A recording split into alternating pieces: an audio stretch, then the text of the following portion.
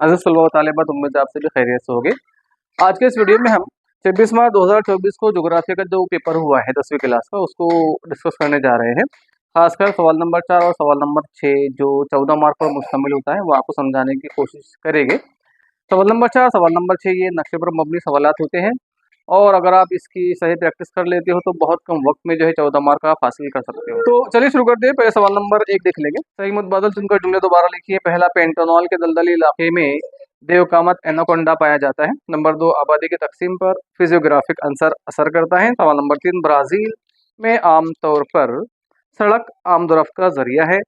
मालूमात जमा या हासिल करने के लिए इलाके के मुतालियाती दौरे के दौरान सवालनामा इसकी ज़रूरत रहती है। इसके बाद सवाल नंबर 2, अलग मुतबादल को पहचानिए। अब यहाँ ब्राज़ील की साहिली रियासतें दी हुई है, तो 4 मुतबादल में से एक मुतबादल एक ऐसा है जो साहिली रियासत नहीं है। 3 साहिली रियासत है और एक साहिली रियासत नहीं है, तो इसमें आखिरी जो है ये साहिली रियासत नहीं है, इसलिए अलग मुतबादल होगा आखिरी। नंबर 2, भारत का सबसे ज़्यादा बारिश वाला इलाका। इसमें राजस्थान का मगरबी हिस्सा जो है, वेस्टर्न पार्ट ऑफ राजस्थान, ये ज़्यादा बारिश वाला इलाका नहीं है। बाकी जो है मगरबी घाट है, मेघालय का पठार है, अरुणाचल प्रदेश, ये ज़्यादा बारिश वाले इलाके हैं। लेकिन राजस्थान का मगरबी हिस्सा जो है ये कम बारिश का इलाका है, इसलिए अलग मुतबादल हो जाएगा हमारा नंबर 1 राजस्थान का मगरबी हिस्सा। उसके बाद नंबर 3 देखिए, दरिया अमेज़न का माविन दरिया। यहाँ आंसर रहेगा नंबर 3, पैराना दरिया। ये दरिया अमेज़न का माविन दरिया नहीं है, इसलिए अलग मुतबादल होगा नंबर 3। पारू पुरुष और जुरू का दरिया जो है ये दरिया अमेज़न के माविन दरिया है, और पैराना दरिया जो है ये दरिया अमेज़न का माविन दरिया नहीं है, इसलिए आंसर रहेगा नंबर 3, पैराना दरिया। तो सवाल नंबर 4, जज़ीरानुमा भारत में पाए जाने वाले जानवर। इसमें अलग मुतबादल होगा याक। उसके बाद देखिए सवाल नंबर 3, मुख्तसर नोट लिखिए कोई 2। मानसून की वापसी, भारत के पतझड़ वाले जंगलात, ब्राज़ील का तारीखी पस मंज़र। इसमें से कोई 2 जो है आपको करना है 4 मार्क के लिए। उसके बाद सवाल नंबर 4 देखिए, अलिफ। दिए गए ब्राज़ील के नक्शे में मंदरजा झील की निशानदेही कीजिए और फहरिस्त भी बनाइए। कोई 4, तो इसमें कुछ मकामात दिए हुए हैं, इन मकामात की निशानदेही जो है हमको ब्राज़ील के नक्शे में करना है, और साथ साथ फहरिस्त यानी इंडेक्स भी बनाना है। तो पहला है ब्राज़ील की सबसे ऊंची चोटी, उसके बाद साओ फ्रांसिस्को नदी, माराजो जजीरा, पंपास, खतेस्तवा, ब्राज़ील की राजधानी जो है, हमको ब्राज़ील के नक्शे में इन तमाम जगहों की निशानदेही करना है। तो सबसे पहले ब्राज़ील की सबसे ऊंची चोटी की आपको निशानदेही करना है। तो ब्राज़ील की सबसे ऊंची चोटी है पिको दी नेब्लिना, जो ब्राज़ील की सबसे ऊंची पहाड़ी चोटी है, जिसकी ऊंचाई तकरीबन 3014 मीटर है। पिको दा नेब्लिना ये पुर्तगाली ज़बान का लफ्ज़ है, जिसके मानी होते हैं धुंध की चोटी, क्योंकि ये चोटी अक्सर बादलों और धुंध से ढकी रहती है, इसलिए इसका नाम पड़ा है पिको दा नेब्लिना। तो हमने यहाँ पर ब्राज़ील की सबसे ऊंची चोटी पिको दी नेब्लिना की जो है निशानदेही की है, और यहाँ उसका नाम भी हमने लिखे हैं, और साथ में हमको इंडेक्स बताना है, और इंडेक्स में बताना है कि हमने ब्राज़ील की सबसे ऊंची चोटी की निशानदेही कौन से सिंबल या साइन से की है, वो भी हमको इस तरह से बताना है। उसके बाद नंबर 2 हमको बताना है साओ फ्रांसिस्को नदी। तो हमको पता है कि जनूबी अमेरिका के मुल्क ब्राज़ील में बहने वाली ये एक मशहूर नदी है। ये नदी अटलांटिक महासागर में जाकर गिरती है। इस नदी की लंबाई तकरीबन 2914 किलोमीटर है। तो साओ फ्रांसिस्को नदी की निशानदेही हम इस तरह से करेंगे, इस तरह से यहाँ इसका हम एक सिंबल या निशानी बनाएंगे। चूँकि ये दूसरे नंबर पर पूछा गया, इसलिए नंबर 2 भी हम यहाँ डाल देंगे, और यहाँ लिख भी देंगे साओ फ्रांसिस्को नदी। और याद रहे इंडेक्स आपको भूलना नहीं है, वो भी बनाना है। उसके बाद नंबर 3, माराजो जजीरा। ये जनूबी अमेरिका के मुल्क ब्राज़ील में वाक़ एक बहुत बड़ा जजीरा है। माराजो जजीरा अमेज़न रिवर के दहाने पर, यानी जहाँ नदी अटलांटिक समंदर में जाकर मिलती है, वहाँ वाक़ है। ये जजीरा ब्राज़ील के पारा रियासत में शामिल है, और रकबे के एतबार से अगर देखा जाए तो ये स्विट्ज़रलैंड जितना बड़ा है। तो माराजा जजीरे की निशानदेही हम यहाँ करेंगे, इसके लिए स्टार इस सिंबल का इस्तेमाल जो हमने किए हैं। इसके बाद पंपास घास का मैदान, इसकी जो है निशानदेही हमको करना है। तो पंपास घास का जो मैदान है, ग्रासलैंड्स, जनूबी अमेरिका का एक मशहूर कुदरती मैदान है, जो अपने वसी, हमवार और ज़रखेज़ इलाकों के लिए जाना जाता है। तो पंपास घास के मैदान की निशानदेही यहाँ करेंगे। इस तरह के जो है सिंबल हम इसके लिए इस्तेमाल कर सकते हैं। इसके बाद में ख़त इस्तवा की निशानदेही हमको करना है। तो ख़त इस्तवा, जिसको इंग्लिश में इक्वेटर भी कहा जाता है, ये ज़मीन का एक फ़र्ज़ी दायरा है जो ज़मीन को दो बराबर हिस्सों में तकसीम करता है, यानी शुमाली निस्फ़ कुर्रा और जनूबी निस्फ़ कुर्रे में जो है ज़मीन को बाँटता है। तो ख़त इस्तवा की निशानदेही हम ब्राज़ील में यहाँ करेंगे। ब्राज़ील का ये मैप देखिए, यहाँ शायद आपको साफ नज़र आ जाए ख़त इस्तवा। तो ख़त इस्तवा की निशानदेही अगर आती है करने के लिए, तो ख़त इस्तवा की निशानदेही आपको यहाँ करना होगा। और अगर ख़त जद्दी पूछता है, तो ख़त जद्दी की निशानदेही आपको यहाँ करना होगा। ख़त जद्दी जो है ब्राज़ील के इस मकाम से गुज़रता है। तो वह नेक्स्ट बताना है आपको ब्राज़ील की राजधानी। तो ब्राज़ील की राजधानी है ब्रासिलिया, और ब्रासिलिया की निशानदेही आपको करना है यहाँ पर।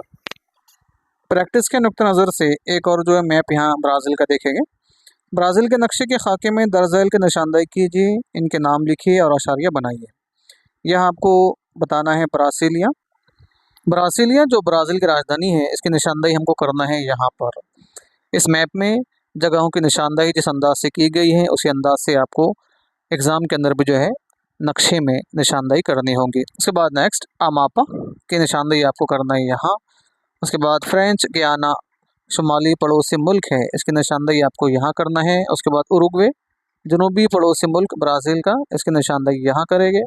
उसके बाद ख़त जद्दी की निशानदेही करना है यहाँ पर, और ख़त इस्तवा की निशानदेही करना है यहाँ पर। और जगहों की निशानदेही के साथ साथ आपको यहाँ इंडेक्स भी बनाना है। जिस तरह यहाँ इंडेक्स बनाया गया है, इसी तरह से आपको भी आंसर कॉपी में इंडेक्स बनाना होगा। ब्राज़ील के साथ साथ हम यहाँ भारत के नक्शे की भी जो है मशक करेंगे, क्योंकि भारत का मैप भी आपको आ सकता है। भारत के नक्शे में निशानदेही के लिए भी आपको पूछा जा सकता है।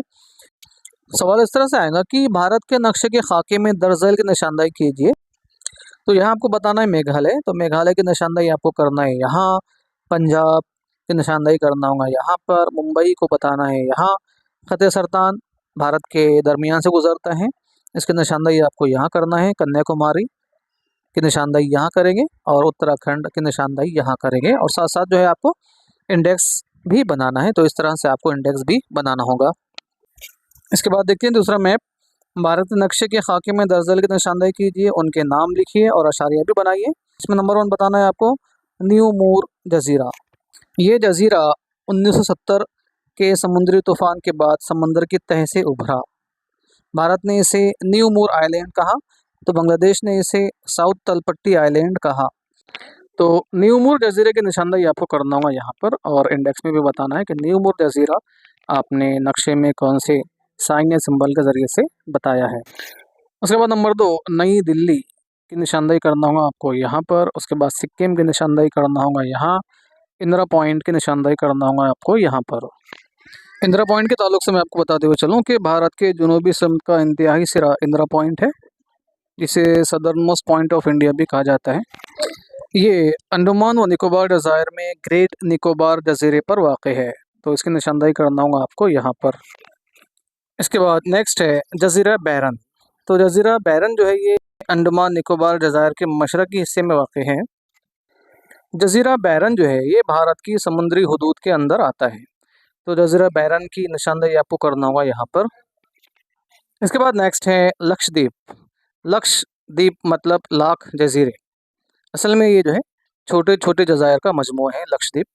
तो लक्षद्वीप जो है ये अरबियन सी में केरला के मगरबी साहिल से तकरीबन 200 से 400 किलोमीटर के फासले पर वाक़ है। तो लक्षद्वीप की निशानदेही करना होगा आपको यहाँ। उसके बाद है कराईकल। तो कराईकल जो है इस इलाके पर फ्रांसीसी हुकूमत का कब्ज़ा था और बाद में भारत का हिस्सा बना। तो कराईकल की निशानदेही करना होगा आपको यहाँ पर। तो ये सवाल नंबर 4 का अलिफ हमने देखे, इसमें दोनों नक्शे हमने देख लिए, भारत का भी और ब्राज़ील का भी। पेपर में जो है आपको दोनों में से कोई एक नक्शा आएगा और उस नक्शे में जो है आपको निशानदेही करनी होगी। उसके बाद सवाल नंबर 4 का बाद देखेंगे। दरअसल भारत के नक्शे का मुशाहिदा कीजिए और पूछे गए सवाल के जवाब लिखिए कोई 4। यहाँ एक नक्शा दिया हुआ है भारत का, इसमें जो है कौमी शाहराहें और अहम बंदरगाहें जो बताई गई है।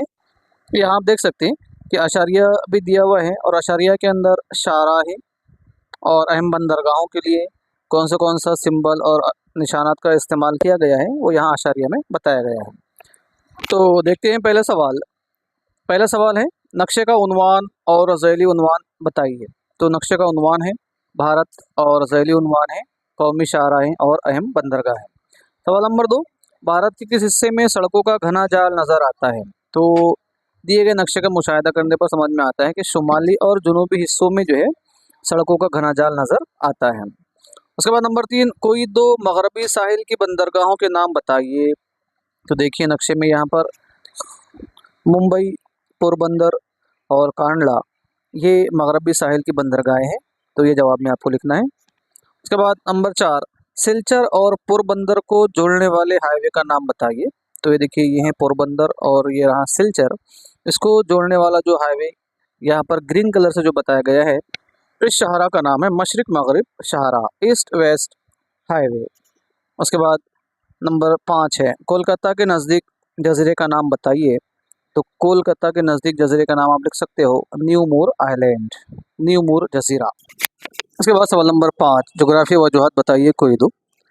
वीडियो ज़्यादा तवील ना हो जाए इसलिए अगले पार्ट में जो है हम सवाल नंबर 3, सवाल नंबर 5 और सवाल नंबर 7 पर स्पेशल वीडियो लेकर आएंगे। उसके बाद देखते हैं नेक्स्ट अगला सवाल, सवाल नंबर 6 देखेंगे। सवाल नंबर 6 जो 6 मार्क पर मुश्तमिल होता है, इसमें अलिफ और बा होता है, अलिफ करो या बा। अलिफ में जो है आपको तरसीम बनाना है और तरसीम पर मबनी 3 सवाल के जवाब देना है, तब जाके आपको 6 मार्क मिलते हैं।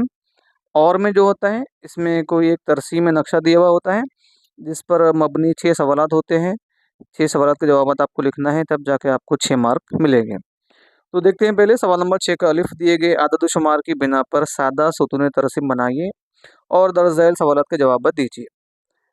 यहाँ दिया हुआ है भारत शहरकारी का रुझान 1961 से 2011 के दरमियान, साल दिए हुए हैं। उसके बाद शहर आबादी का फीसद, शहरी आबादी का फीसद यहाँ दिया हुआ है।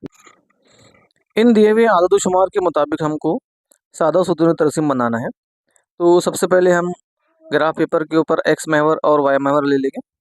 एक्स महवर पर मसावी फासले से साल लेंगे और वाई महवर पर बताएंगे हम शहरी आबादी का फीसद।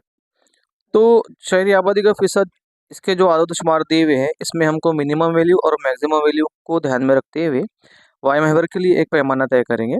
तो यहाँ पर हम पैमाना लिख सकते हैं 1 सेंटीमीटर बराबर 5%, 1 सेंटीमीटर बराबर 5%, यानी 10 मिलीमीटर बराबर 5%, और 1% के लिए हमको लेना पड़ेगा 2 मिलीमीटर। इस बात को ध्यान में रखें। तो चलिए सबसे पहले हम लेंगे यहाँ पर एक्स महवर, उसके बाद वाई महवर। एक्स महवर पर हमने ले लिया यहाँ पर साल 1961 से 2011 के दरमियान, और वाई महवर पर हमने 1-1 सेंटीमीटर के फासले से लिखे 5, 10, 15, 20, 25 से लेके 40 तक। अब यहाँ देखिए आदद शुमार में 1961 में शहरी आबादी का फीसद है 18.0%, मतलब 18%। तो हमको लेना पड़ेगा 18% यहाँ पर। 1971 में 18.2 आ जाएगा यहाँ, 1981 में 23.3 आएगा यहाँ तक, 1991 में 25.7, 2001 में 27.8, 2011 में 31.2। तो इस तरह से हमारा सादा सुतून तरसीम जो है तैयार हो जाएगा। अब इस पर हम अपनी 3 सवाल है इसके जवाब आपको देना है। सवाल नंबर 1 देखिए, 1961 में शहरकारी का फीसद क्या था। तो 1961 में शहरकारी का फीसद था 18.0%, यानी 18%। नंबर 2, किस दहाई में शहरकारी में इजाफा सबसे कम था। तो देखिए 1961 से 1971 इस दहाई में शहरकारी में इजाफा सबसे कम रहा। उसके बाद देखिए 1991 में शहरकारी का फीसद कितना था। तो 1991 में शहरकारी का फीसद था 25.7। अब इसके और में आता है बा, देखते हैं। मंदरजा झैल तरसीम का मुताला करके सवालत के जवाब दीजिए। भारत और ब्राज़ील कौमी आमदनी में शोबों का हिस्सा और इस शोबे में मसरूफ आबादी यहाँ दी हुई है। पहला सवाल देखिए, तरसीम में कौन से शोबों की मालूमात दी गई है, उनके नाम लिखिए। तो तरसीम में इब्तदाई, सानवी और सलासी शोबों की मालूमात दी गई है। नंबर 2, भारत की कौमी आमदनी में सबसे ज़्यादा किस शोबे का ताउन है। अगर तरसीम का मुताला करें तो समझ में आता है कि भारत की कौमी आमदनी में सबसे ज़्यादा सलासी शोबे का ताउन है। नंबर 3, ब्राज़ील के इब्तदाई शोबे से मुंसलिक आबादी का फीसद कितना है। जवाब रहेगा 10%। नंबर 4, दिए गए 2 ममालिक में से कौमी आमदनी में इब्तदाई शोबों का हिस्सा किस मुल्क में कम है। जवाब रहेगा ब्राज़ील। नंबर 5, किस मुल्क में सलासी कौमी पैदावार का हिस्सा कम है। जवाब रहेगा इंडिया। नंबर 6, ब्राज़ील की 19% आबादी कौन से शोबे से मुंसलिक है। जवाब रहेगा सानवी। उसके बाद देखिए सवाल नंबर 7, मुफस्सल जवाब लिखिए कोई दो। नंबर 1, कारखाने के मुतालाती दौरे के लिए सवालनामा तैयार कीजिए। तो इस सवालनामे में आप सवालात लिख सकते हो, जैसा इस कारखाने का क़याम किस साल हुआ, कारखाने में कौन कौन सी चीज़ें तैयार की जाती हैं, कारखाने में काम करने वाले मज़दूरों की तादाद कितनी है, कारखाने में अशिया की पैदावार के लिए किस किस्म के खाम माल की ज़रूरत होती है, कारखाने में अशिया की पैदावार के लिए खाम माल कहाँ से हासिल किया जाता है, कारखाने में तैयार माल किस मकाम पर फ़रोख्त किया जाता है, कारखाने में काम करने वालों की हिफाजत का क्या नज़्म है। तमाम सवालात जो है आप सवालनामे में डाल सकते हो। उसके बाद सवाल नंबर 2, ब्राज़ील के साहिली इलाके की जानकारी लिखिए। तो ब्राज़ील के साहिली इलाके की जानकारी आपको लिखना है। इसमें आप लिख सकते हो ब्राज़ील को तकरीबन 7400 किलोमीटर लंबाई का साहिली इलाका मैसर है। इस साहिली इलाके को दो हिस्सों, शुमाली साहिली इलाका और मशरक़ी साहिली इलाके में तकसीम किया जाता है। शुमाली साहिल पर अमेज़न और उसके कई माविन दरिया आकर मिलते हैं। ब्राज़ील के मशरक़ी साहिल पर कई छोटे और बड़े दरिया आकर मिलते हैं। इस खित्ते में साओ फ्रांसिस्को एक बड़ा दरिया है जो बहरे ओकियानूस में जा मिलता है। इस तरह से जो है आपको जवाब में लिखना होगा। उसके बाद नंबर 3, भारत की आबादी की तकसीम के लिए कौन से अवामिल असरअंदाज होते हैं। तो इस तरह से इन 3 सवालात में से कोई 2 सवालात के जवाब आपको लिखना है। तो इस तरह से बड़े आसानी के साथ जो है आप मैक्सिमम जो है मार्क जोग्राफिया के इस पर्चे में हासिल कर सकते हो। तो आज के लिए इतना ही, मिलते हैं अगली वीडियो में, तब तक के लिए टेक केयर।